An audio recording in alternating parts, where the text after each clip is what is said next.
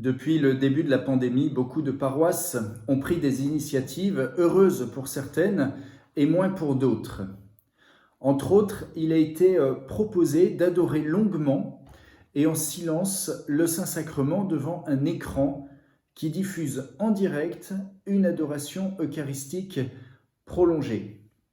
Cette proposition récente, mais étrange, existait déjà depuis des années, mais a vraiment pris plus d'importance récemment. Alors qu'en est-il? Avant de répondre à cette question délicate, il faut évoquer la valeur de la messe télévisée.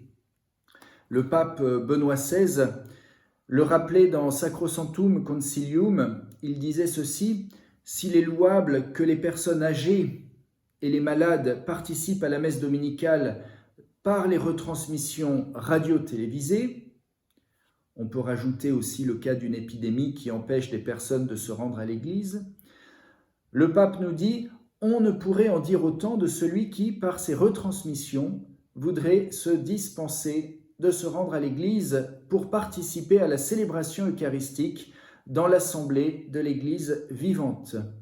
En effet, nous dit le pape, le langage de l'image représente la réalité, mais il ne la reproduit pas elle-même. » Alors, les bienfaits de la messe télévisée sont liés en fait à la liturgie de la parole, qui est d'une grande valeur pour les auditeurs, car saint Paul nous dit la foi naît de ce que l'on entend.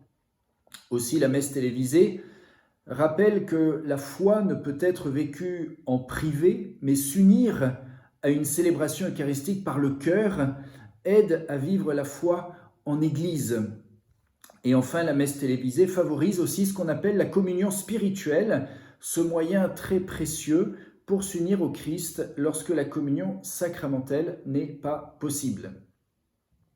Toutefois, la messe télévisée ne reproduit pas deux réalités qui sont communiquées lorsque je participe physiquement à la messe en allant dans une église. D'abord, le sacrifice du Christ sur la croix et les fruits de la passion. Bien que la messe rayonne sur le monde, les effets du Saint-Sacrifice s'appliquent avant tout sur les fidèles présents à la messe. Le Concile Vatican II insiste sur la participatio actuosa, c'est-à-dire la participation active à l'acte du Christ dans la liturgie, qui ne peut se faire que par une attitude de foi, d'amour intense associée à une attitude extérieure. Et ici, la présence physique à la célébration eucharistique fait partie de cette participation active du cœur et du corps. Donc ce qu'on n'a pas à la messe télévisée, le sacrifice du Christ, les fruits de la rédemption, et en même temps, le Christ ressuscité qui se donne sous les apparences du pain en nourriture. La communion sacramentelle nécessite bien sûr la mendication, c'est les termes du Christ, de la Sainte Hostie, ce qui est impossible avec une messe retransmise à la télévision.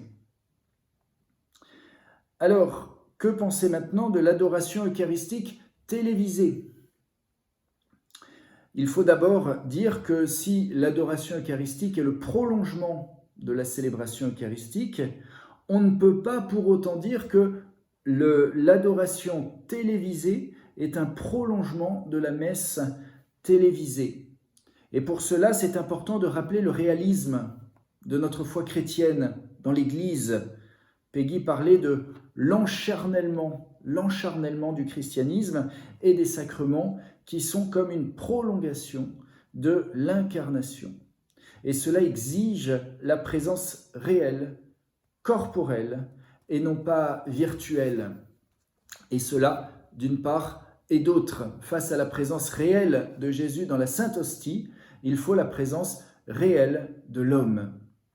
Devant la crise de la désincarnation, de la déréalisation du monde, le réalisme, et non pas le virtuel, est fondamental.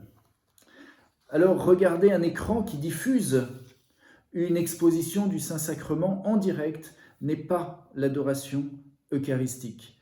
L'écran n'est pas un ostensoir au sens propre, mais au sens figuré ou virtuel. Et comme disait Benoît XVI, puisque le langage de l'image représente la réalité, mais il ne la reproduit pas en elle-même, l'écran ne rend présent ni le corps du Christ, ni la grâce qu'elle contient. Même si rien ne peut limiter l'action divine, la grâce de l'Eucharistie ne se communique pas ordinairement à celui qui regarde une hostie exposée, retransmise en direct à l'écran.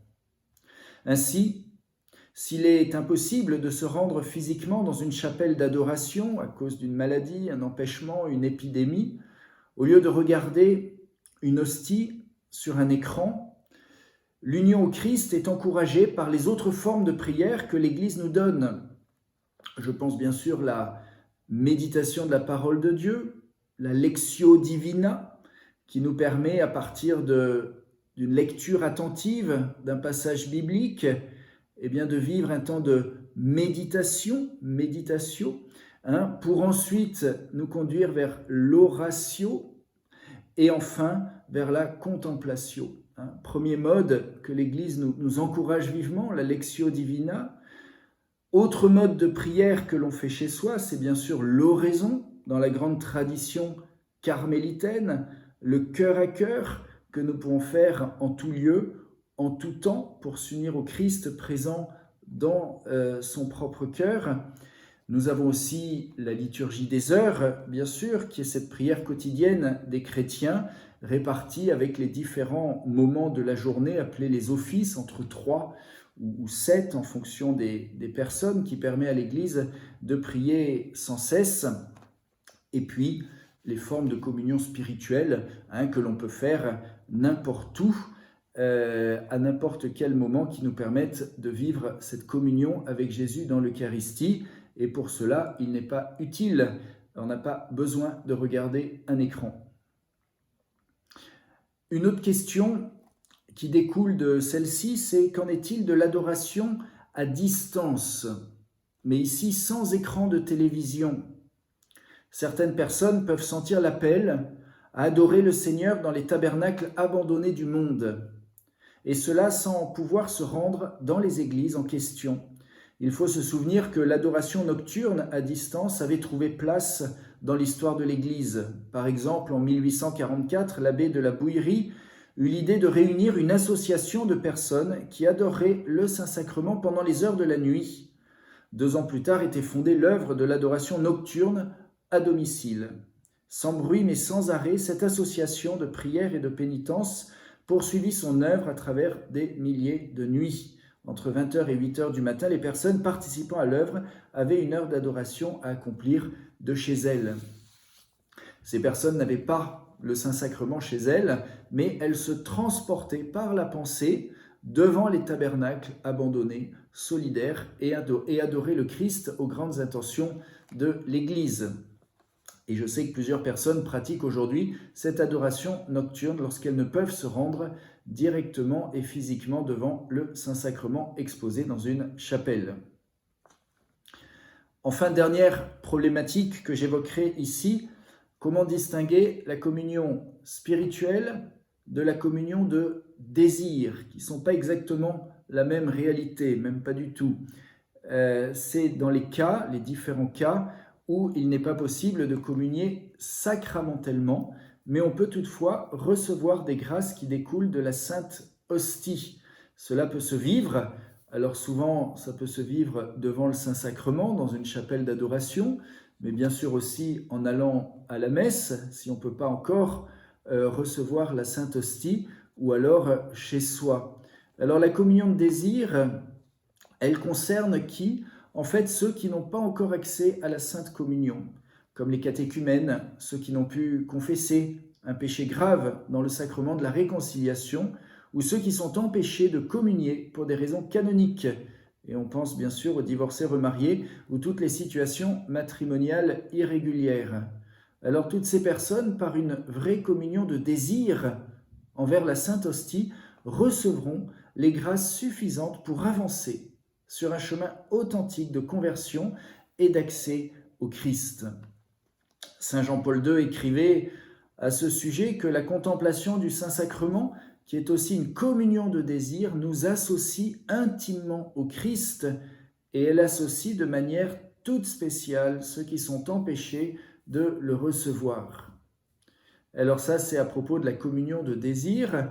Et maintenant, la communion spirituelle, elle concerne cette fois ceux qui sont dans l'impossibilité de se déplacer à cause d'une maladie, la vieillesse, une épidémie, le manque de moyens de transport, pas de messe à proximité. Les fidèles pourront faire une communion spirituelle et recevoir ainsi des grâces importantes, un signe. Pour cela, il faut poser non seulement un acte de foi en la présence réelle, mais aussi exprimer un grand désir de recevoir spirituellement la Sainte Hostie dans son cœur, les grâces qui en découlent.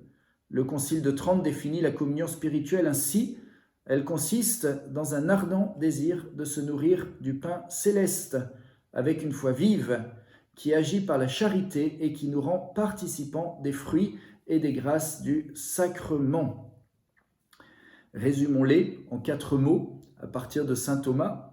Il dit: comme l'autre communion, elle soutient, elle fortifie, elle répare, elle réjouit. Voilà les fruits de la communion spirituelle. Elle peut se formuler ainsi: mon Seigneur, je crois que vous êtes présent dans le Saint-Sacrement. Je vous aime par-dessus toute chose. Je désire ardemment vous recevoir dans mon âme, puisque je ne puis à cette heure vous recevoir sacramentellement. Venez au moins spirituellement dans mon cœur. Et cette belle communion spirituelle, nous donnera toutes les grâces qui découlent mystérieusement de l'Eucharistie et que le Seigneur veut nous donner. Que le Seigneur nous bénisse.